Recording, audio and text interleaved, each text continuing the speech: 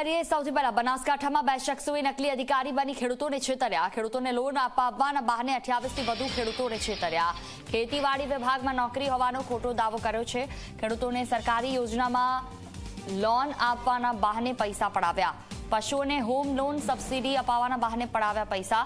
ખેડૂતો પાસેથી 10,68,000 ખંખેરી જતા 2 શખ્સો સામે ફરિયાદ નોંધાઈ છે। ભાવનગરના ભૂતિયા ગામના ભાવેશ ડાભી અને અન્ય એક શખ્સ સામે ફરિયાદ થઈ। થરાદ પોલીસ આ ઘટનાની તપાસ કરી રહી છે। અલ્કેશ રાવ સંવાદદાતા ફોન લાઈન પર જોડાયા છે અમારી સાથે બનાસકાંઠાથી। જી અલ્કેશ, જે રીતે આ ફરિયાદ નોંધવામાં આવી છે ખેડૂતોને છેતરવાને લઈને શું વધુ વિગતો?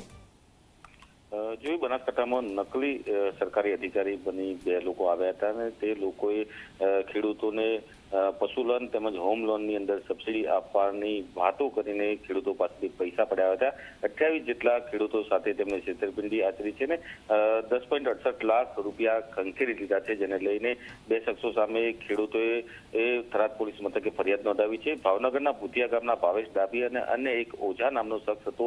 આ બંને શખ્સો લાંબા સમયથી થરાદના ગ્રામીણ વિસ્તારોમાં ફરતા હતા અને ખેડૂતોને પોતાની જાસાની અંદર લઈને તેમને છેતર્યા છે, જેના કારણે ખેડૂતોના લાખો રૂપિયા ખોવાનો વારો આવે છે, જેને લઈને થરાદ પોલીસ મથકે આ 2 શખ્સો સામે ફરિયાદ નોંધાતા હાલ તો થરાદ પોલીસે આ બંને આરોપીઓને પકડવાની તજવીજ હાથ ધરી છે। જોઈ બિલકુલ, તમામ જાણકારી બદલ આભાર।